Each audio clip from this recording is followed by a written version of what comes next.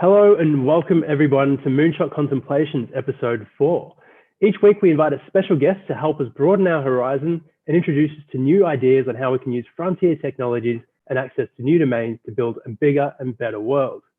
We then host a second session for our diverse collection of members to engage in deeper conversations, and hopefully some of you will find new inspiration to solve our greatest challenges that we face. Our contemplations are by and for everyone, from founders to investors and researchers, from space infrastructure to manufacturing and biomedicine, from robotics to data analytics and AI. Over the next few weeks, we're going to cover a topic called bioastronautics.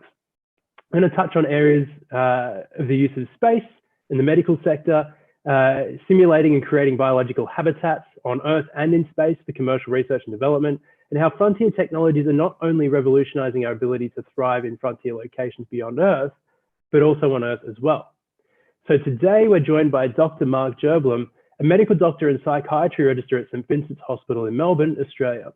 Marc's also a researcher in the realm of space medicine, that's a thing, and bioastronautics, an expert in the psychology of humans in isolated environments, from space stations to Antarctic facilities, to all of us in isolation in defiance of COVID-19. He's on the committee of the Australasian Society of Aerospace Medicine, a lecturer at the International Space University, and probably the most interesting medical doctor I've ever met. Marc, thanks very much for joining us today. Pleasure, Troy. So diving into, I guess, did I cover everything? I'm sure I missed a whole bunch of stuff in that as well. No, I think that's, that pretty much covered it. Fantastic. Well, I want to dive in on something, a question for you. You're the expert here. Do you think that we'll see a human mission to Mars within our lifetime? Within our lifetime, I'd like to think definitely. I think unless there's some, apocalyptic, pandemic virus that stops the entire world in its tracks, I think it's quite likely that we will see in our lifetime. I think the inertia is what's really driving it, that, just the way it's talked about, the build-up of technology, what form we see it in, whether it's, just thinking from a research technology, medical point of view, whether it's flyby or orbit or actually landing and even habitating, that might, we may not see colonies in our lifetime, but I like to think we're at least going to see flybys, and I'm pretty optimistic about landings. Yeah, great. So I think, for me, and this is, I guess, going to set the tone for this whole conversation. I think, one of the easiest things that we can do is actually get the rockets to physically get people and things to Mars, but to live there and survive there is a bit of a different game. Tell us a little bit about that. And is one of my concerns, I guess, is that the latest hype cycles around space. We've got these new technologies that are cheap. There's a great focus on these rockets that get us there, which is the easiest part. Assuming it will take us a while to develop the ability to do things like mine methane on Mars, which we can use to bring us back to Earth, or on the moon, or whatever it happens to be, what challenges might we face in sending people to Mars? We've got, the US is saying they want to land people there in 2024 or so. Tell us a little bit about that and what you think as a space medical researcher. So I think, I don't think the rocket's the easiest part. I mean, maybe I was being a little bit too much. Sorry. Maybe I was being a little bit too over the top. No. I think what you're kind of saying is that what the media captures is we build the rocket, then we can get there. That's amazing.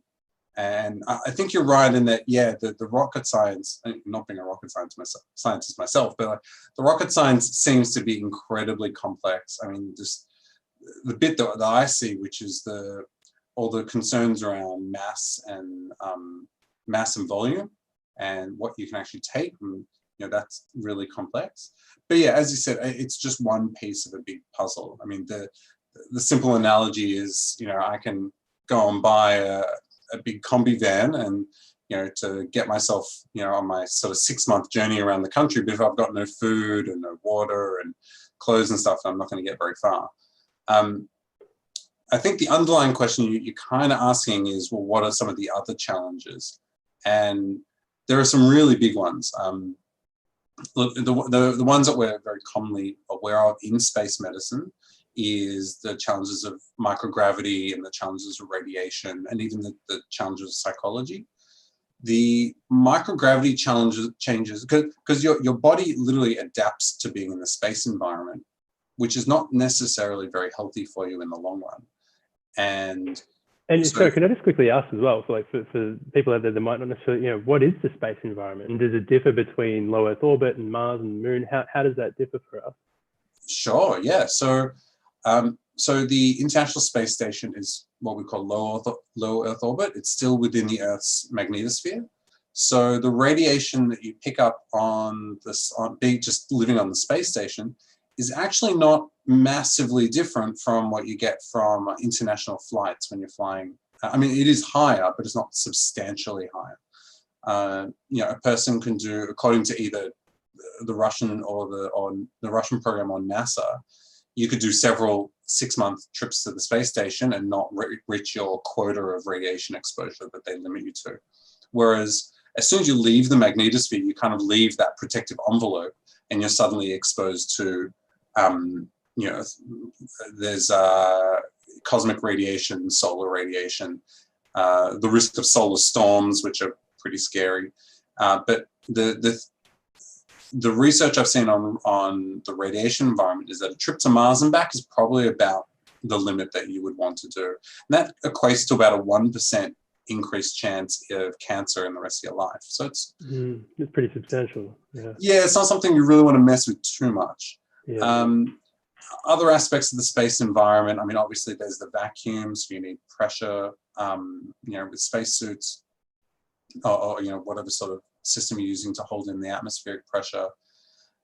There's heat and cold. It's either incredibly hot or incredibly cold out there. So that, I guess that's the major differences. And then on either the Moon or on Mars, you don't have a magnetosphere. So you're sitting on the surface like we are, but you don't have that big shield over the top of you. And the implications of that, there's still a lot of research going on around it, but certainly, the old picture of the sort of glass dome on the top of on the surface is probably not very realistic when we're looking at underground habitats. And yeah, but I guess some of the challenges there is, for instance, if you go into 0G or micro G in orbit, the difference between you're in micro G when you're above the Earth and you're in 0G when you're well away from the Earth, just in case people weren't sure of the difference. But your body adapts, so you lose bone mass, you lose muscle mass, your heart gets smaller because it doesn't have to fight against gravity, and your entire balance system in your head adapts to it, which is why you get space sickness. So then imagine your whole body is adapted, and you see these people coming back down to Earth and having to be lifted when they get out of the Soyuz. At the press conferences, they pass out because of their heart's not used to having to pump up against gravity. And they spend about 3 months rehabbing from the experience. Do they heal entirely? Do they come back 100%? To say 100% would probably be going a bit far. Like, obviously there are changes. For instance, some people get, often back pain's a real common problem on the space station because your vertebrae literally spread out because they're not being compressed by gravity. And then when you come back and they compress again, they're not necessarily going to be in exactly the same position. So some people have issues there. Changes in eyesight is a really common one that's only partially understood. But there's quite a few astronauts I've met myself even that have had permanent changes to their vision. But a lot of the bone and muscle stuff does come back almost to baseline. The balance stuff also generally comes back pretty well, but there are some changes when you come back. But I guess to paint the picture of going to Mars, imagine, if your astronaut comes back and they end up in NASA's nice gym, this nice big place, and they've got trainers who are there working out their plan with them. If you go to Mars, you've been in 0G for 8 months on the way to Mars, and then you land, and you might have a small closet worth of space full of sort of physio equipment, but you have to physio yourself. Like, your crewmates are your only people there that can help you with that. And so the whole crew has to rehab themselves in order to be able to walk around on the ground. Yeah. And then so I guess there's the medical stuff, and then the other thing is the closed circuit environmental system.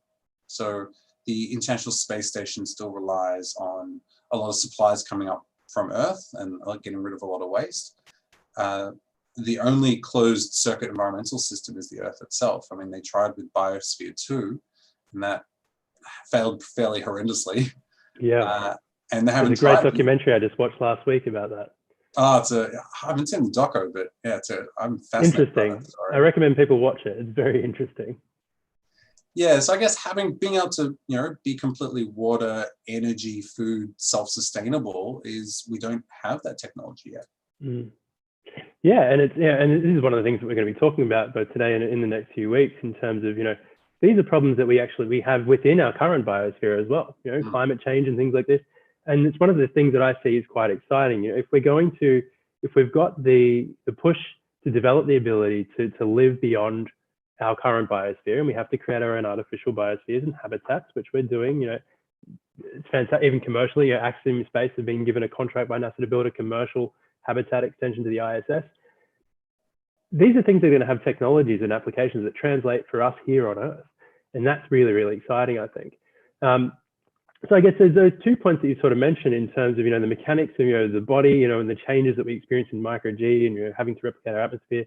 There's the closed loop system of having our own literal environmental ecosystem. One of the really interesting things that I find absolutely fascinating, I think it's one of the most important, I'm sure you do too as a psychiatrist, is the psychology behind it and the psychiatry as well. So we've given, I guess, you've definitely got the credibility now after having that bit of a chat, but can we jump back a bit? Tell me about your background. How did you become a doctor, and what brought you to psychiatry? Sure.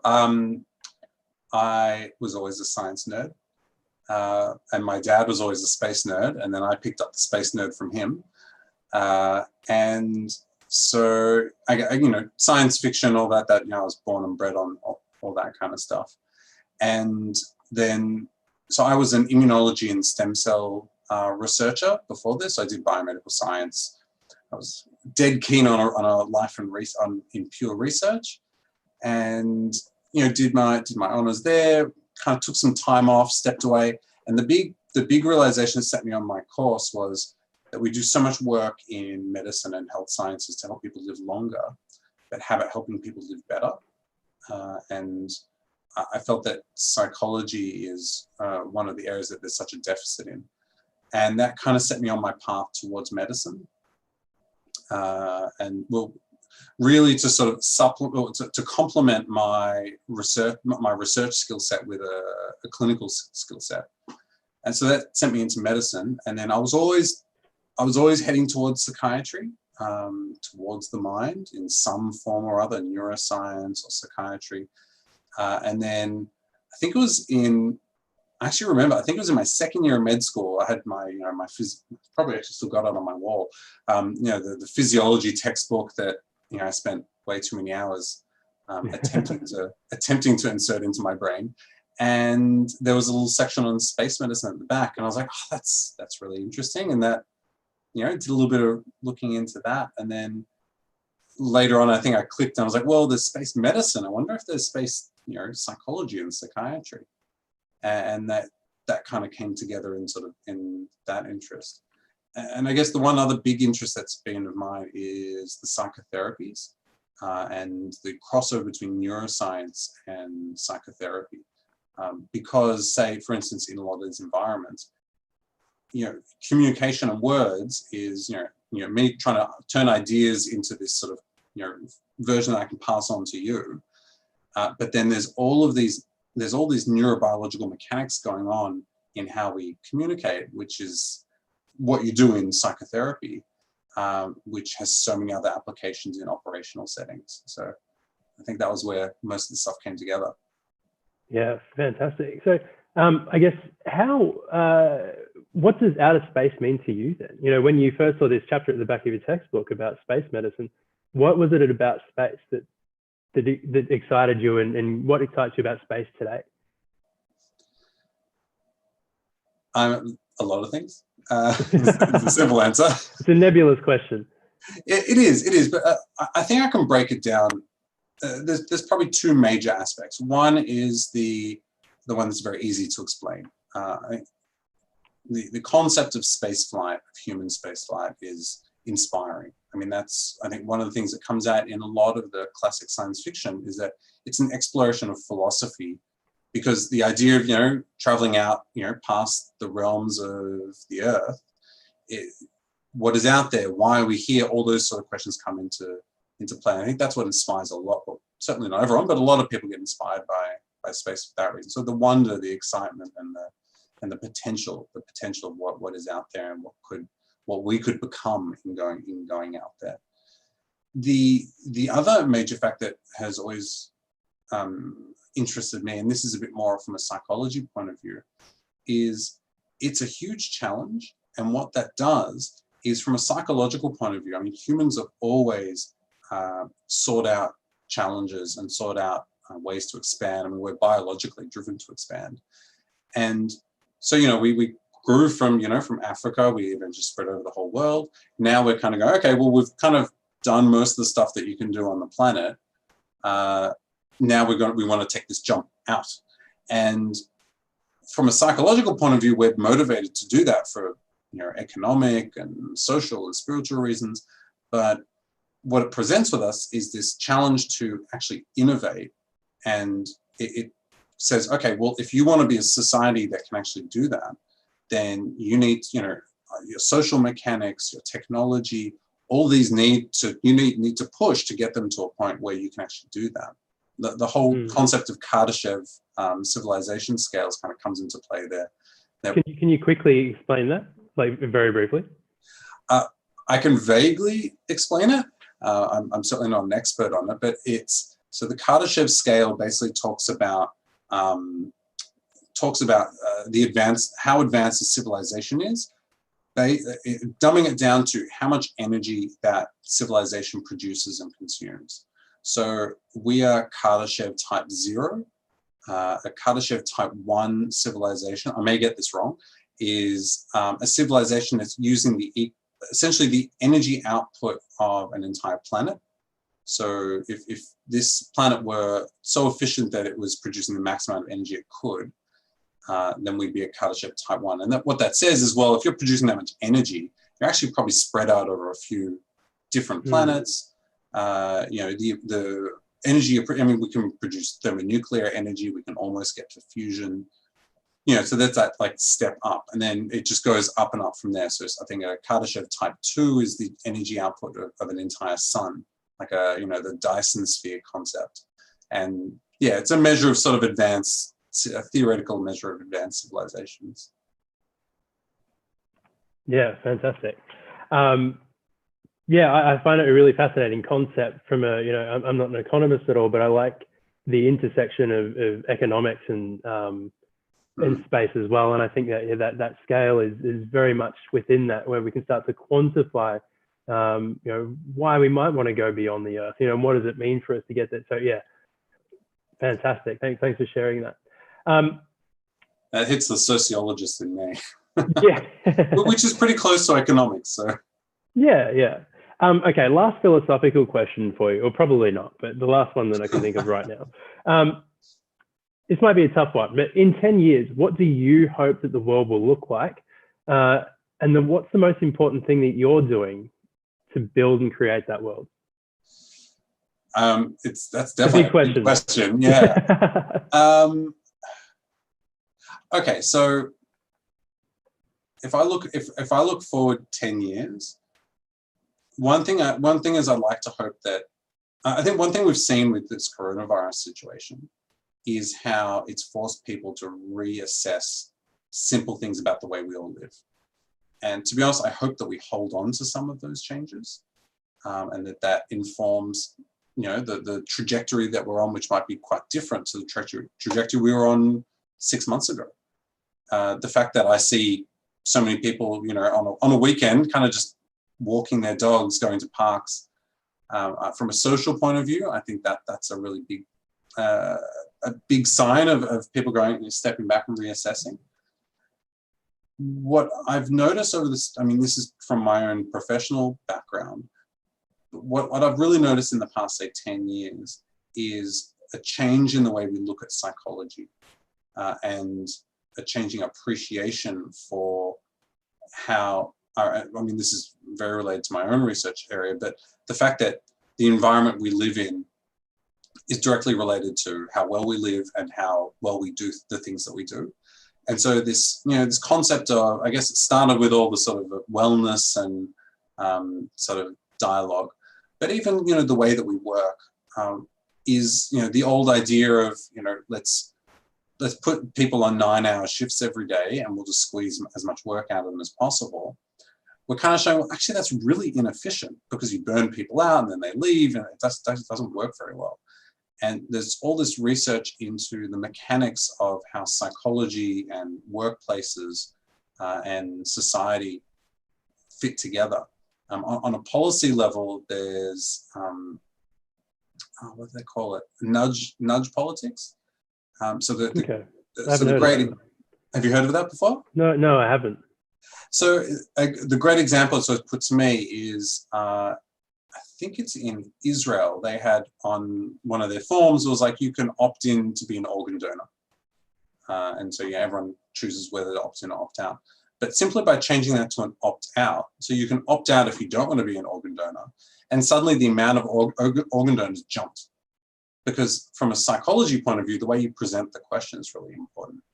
And there's all these little mechanics around how society functions that I think we're really starting to get more of an understanding of.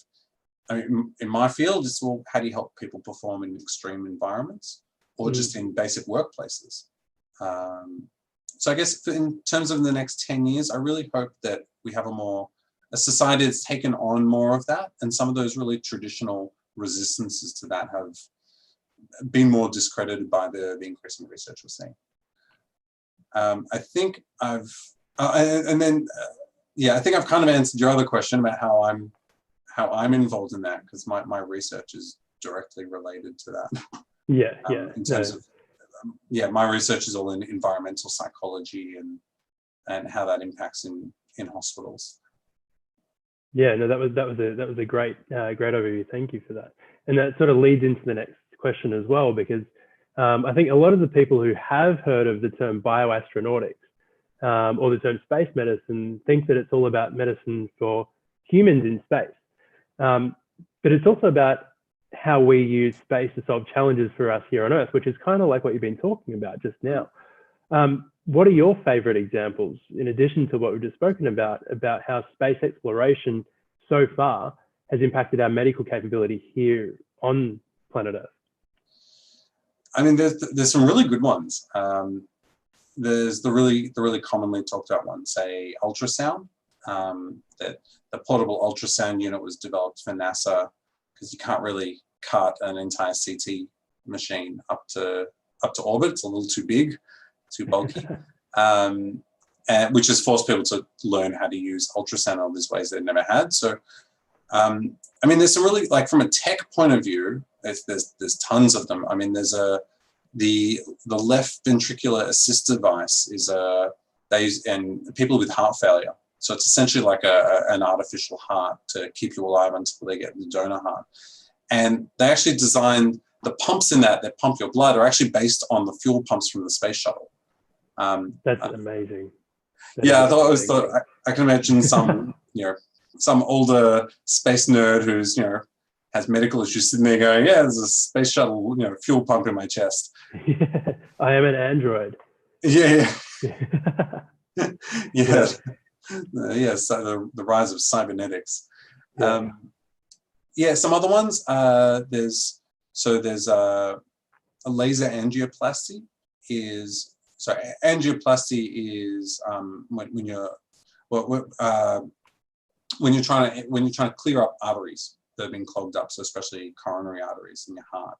And so what this thing does is if you've got an artery that's all clogged up with fat around the sides.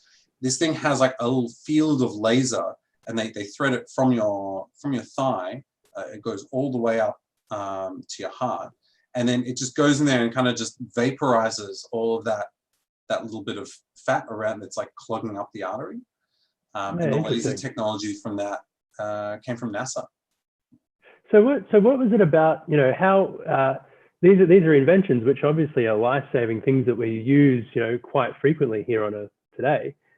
What was it about these technologies initially, you know, that were used by NASA for whatever it was that we, you know, what was the mechanism by which someone said, hey, actually we can use that over here? And how did that commercialization happen? Do you have any insight into that? Because the next question is going to be, what might be coming up in the next couple of years? You know, what might we be looking at now to look at becoming commercially viable over the next 5 to 10 years? Oh, look, I'm not a huge expert on that one. Sorry, I threw you in the deep end. No, that's okay. That's all right. This wasn't on our little plan. That's all right.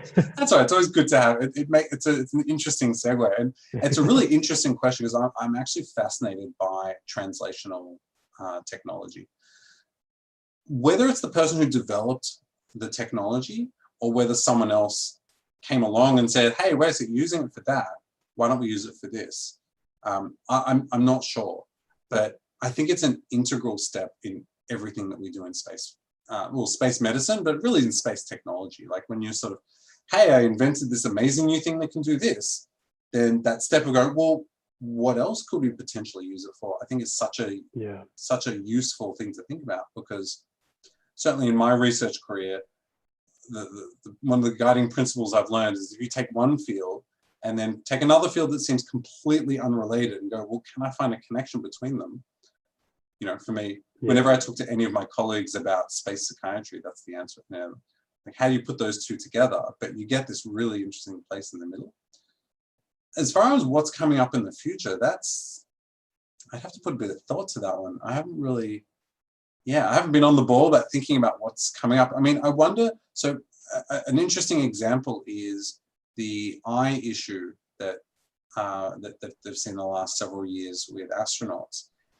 For some reason, at the back of the eye, where the optic nerve comes in, for some reason, because of pressure changes probably in the head, there's kind of like the optic nerve, and there's a sheath of fluid that comes along it, and the pressure is increasing. And what's that? That's causing the eye, like the ball of the eye, to bulge slightly.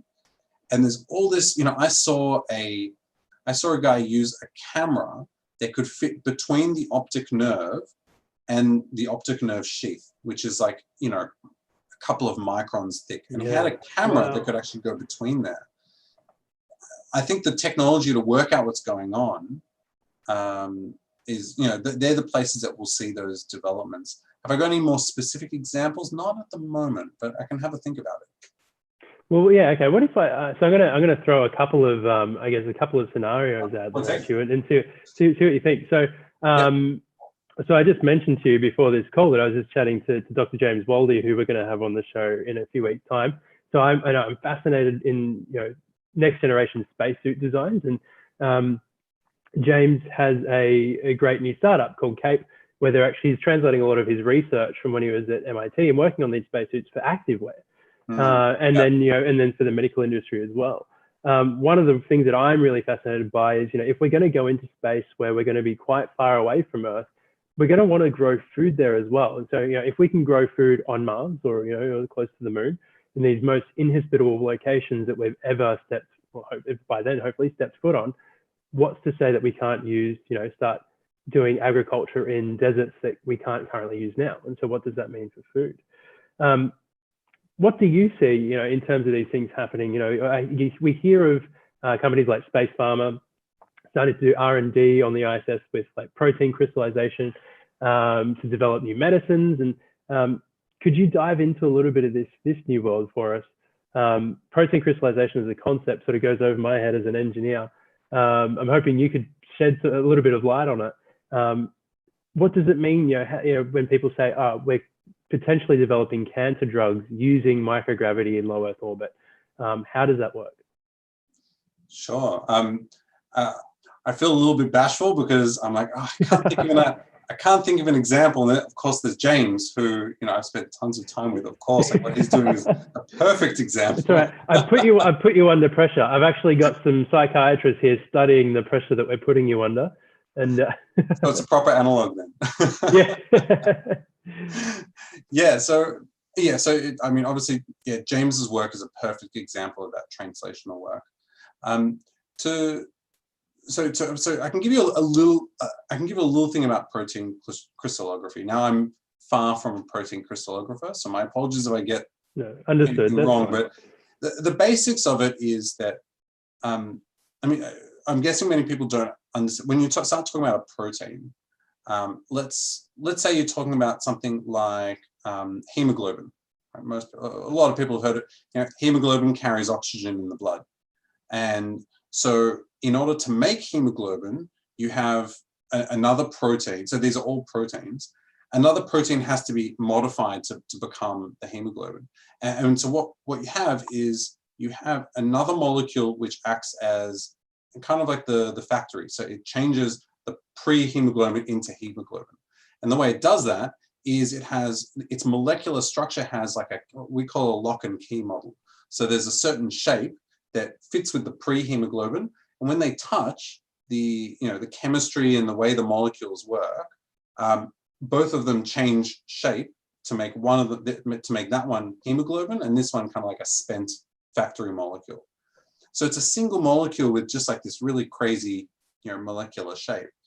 And that's all our proteins are like that. They've got this really complex shape that if we can understand what they do, and we might be able to make ones of our own. The problem is they're obviously so small that actually working out what they're, you could distill a whole bunch of them and say, cool, I've got all this hemoglobin that does this, but how it does that, you've got no idea because you don't know what the structure is. So the way that they actually look at the structure of proteins is through crystallography. So you crystallize the protein, and then you use, I think there's X-ray crystallography, and you essentially bombard it with different types of radio frequencies or lasers. I'm not exactly sure which. And by bombarding that single molecule, you can work out its shape. The problem on Earth is that you have gravity. So when you create these crystals, those crystals won't perfectly align around the molecule because the force of gravity actually modifies them. So you can still do it, but you would need to do it many more times to account for that error. If you do it in space, there's no gravity to deal with, so the crystals form more perfectly, and that means it's a lot easier to get the shape of the molecule. In the cancer drug setting, say you have a specific type of cancer you're trying to deal with, and that cancer often gets a specific mutation in a specific protein. So, well, this is the normal protein, and this is the cancer one. Understanding the shape differences will help you understand, well, what caused that problem to happen, and then to create drugs, and drugs that might be attached to an antibody that you can actually stick onto the cancer one to then kill off the cancer cell. So does that make sense? I think as much as yeah, I think it does.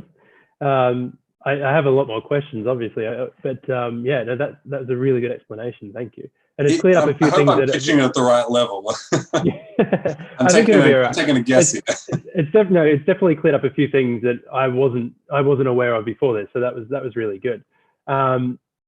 Yeah, fantastic. All right, so I'm gonna sort of switch tack a little bit for a second, and hopefully I'm not going to regret divulging this little piece in the future. But one of the many weird things that I like to do in mildly stressful situations is to pretend I'm an astronaut. So bear with me. So if I can't fit in an airline, you're the only one. I'm glad, because I feel like I've mentioned a couple of people before, and it's like, you're weird.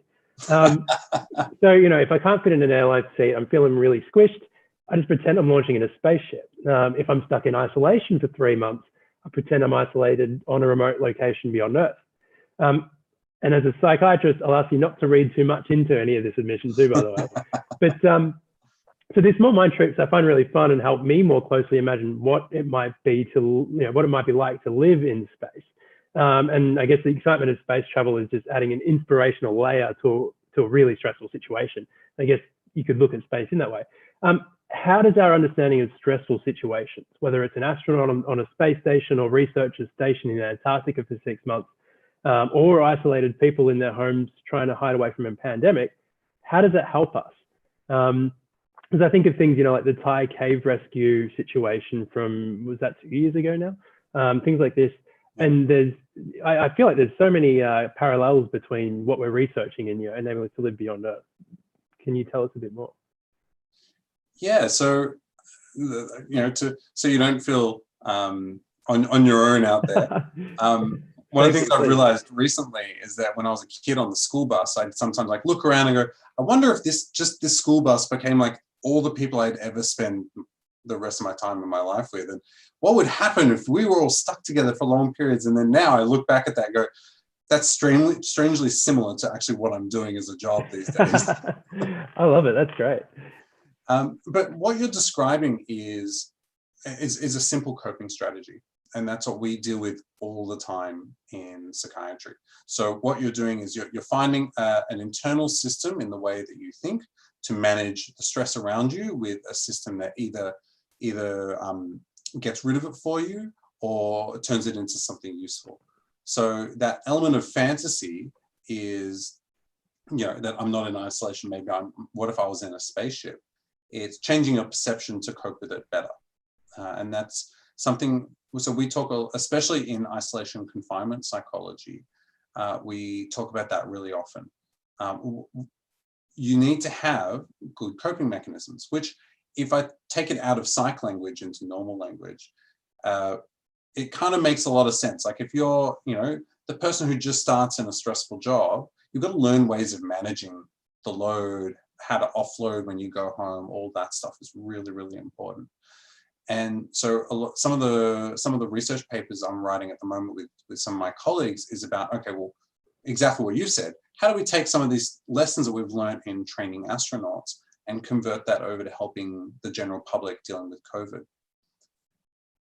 One of the good things I think will come from COVID is that people will have a greater understanding of that, hey, sitting at home on the couch for 3 months and watching Netflix actually isn't as amazing as I always thought it would be.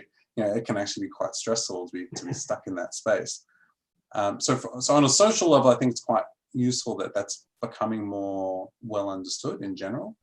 But I think what it also does is it helps us to, by looking at how people cope with these situations, how, you get, forget COVID, in astronauts, you have this highly selected, highly trained, specifically prepared for, these are the psychological stresses you will go through, and many of them really struggle with it. And so by studying them and how we train them and how we can help them to get better at that, we learn about, how performance in workplaces. We just understand better how people cope in a wide variety of settings. Because what, kind of like you were saying, like isolation it's putting them right in the middle of the burner. They're really like, you're putting them in the hardest position. And so you cut the fat on all the opportunities to make it easier on them. So you've really got to get your systems of helping them really correct. I could almost expand that to the rest of spaceflight. It's like, well, you don't have the leeway to develop some technology that, it's great, but it sucks up energy and it pumps out all these waste gases and it's huge and heavy. You just can't do that. So like, if you want to fly your thing, you've got to make it small and compact and not produce exhaust. So it pushes you again to cut the fat and really get it right. And that's part of what the psychology of isolation does. Yeah, yeah, thank you. I had a question lined up that wasn't on my thing that was following on from that, and I've just forgotten it. Maybe I'm talking too fast. No. It was no. Your answer was great. Yeah. One of the things. So let's talk about analogs for a second, because firstly, can you explain to us what an analog is and why it's important? Why it's important? Yeah. So when we talk about a Martian analog, for people who have never heard of this before, what is that? So a Martian analog is a a simulation of what it's like to be on Mars. Is the simple answer. Like, you get people to play astronaut. We call them simulated astronauts or pseudo astronauts. The reason, I mean, apart from it'd be real, I've been meaning to go and do it for ages, but apart from the fact that it's really cool to walk around in fake spacesuits and pretend you're an astronaut, and get great photos of yourself looking really astronauty. From a research point of view, it's because we don't really know how people will react to these situations. I've had people say, "Oh, psychologists, you psychologists, you psychiatrists, we'll be fine. We won't worry." In fact, I had in a coronavirus setting, I had someone saying, "Oh, well, look, these people, they'll be fine. They've just got to, just be strong and they'll be fine."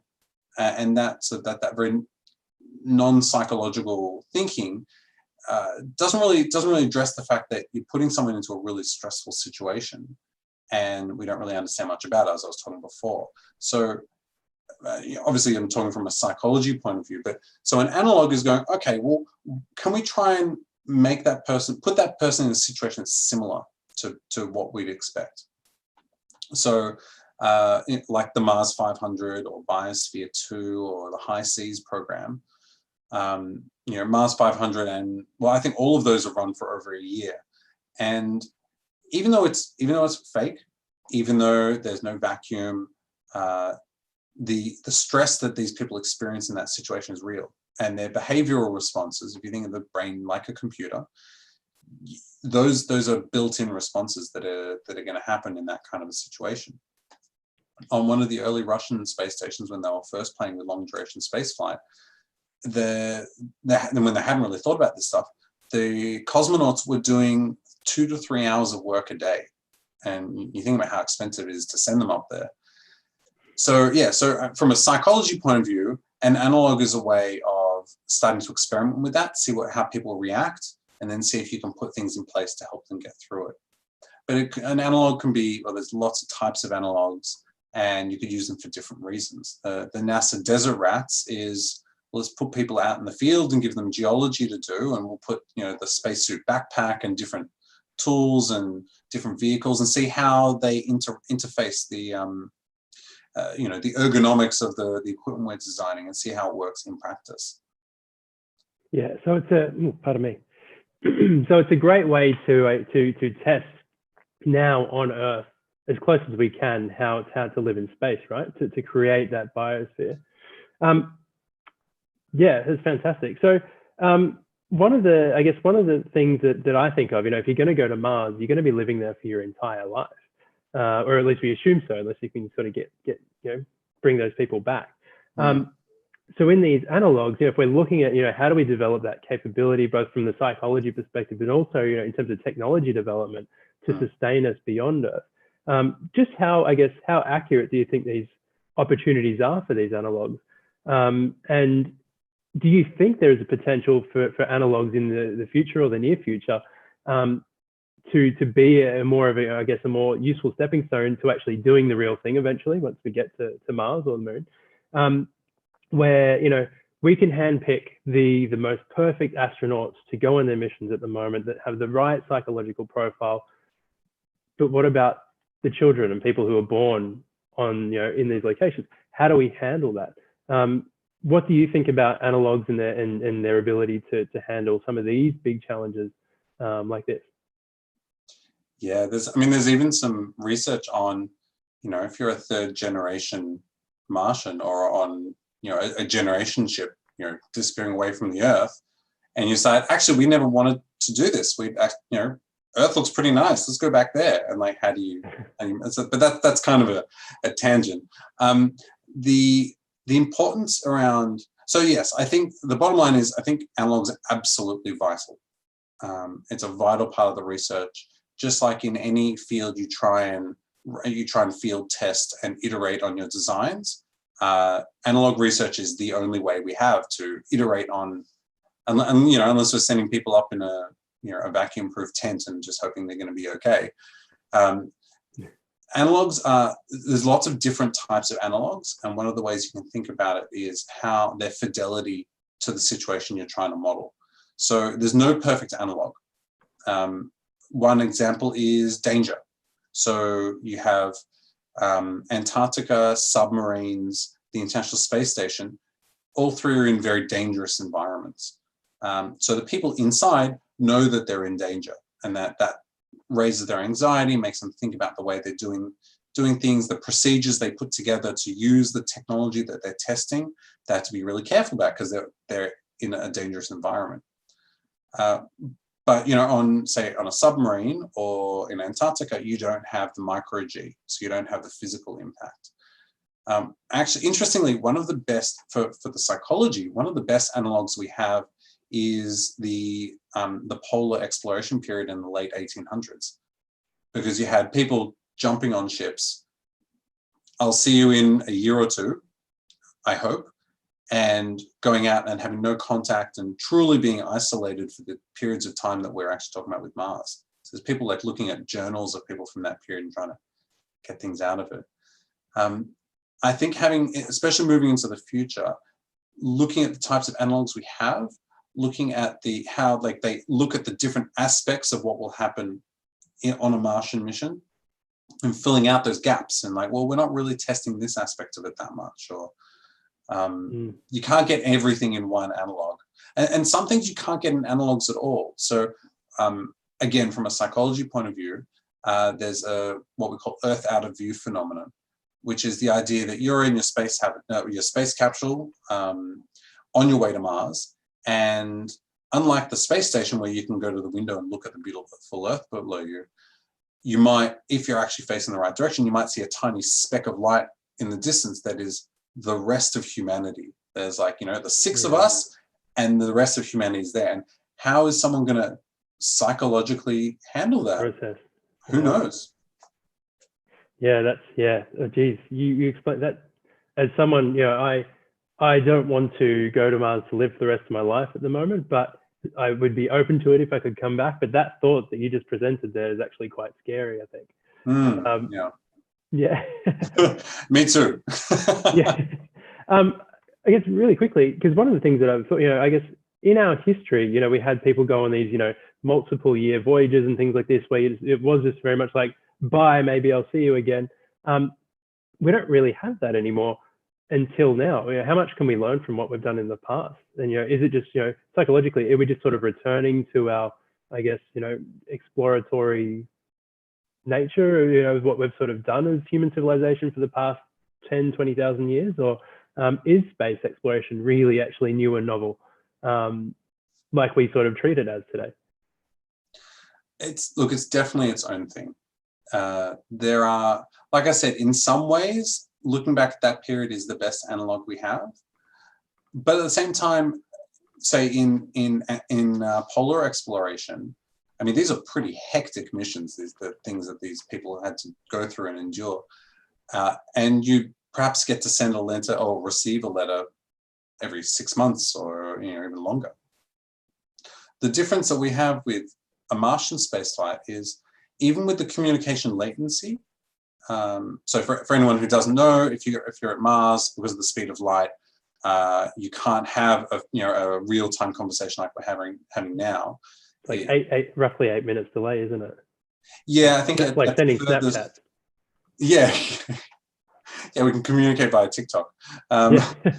It's, I think at its furthest, it's 20-minute delay, so it's essentially 40 minutes before you get a response, which is really interesting when they talk about space surgery. Like if you're the medical officer and you've got a person on the table, and it's 40 minutes before the specialist back on Earth can tell you where you should cut next.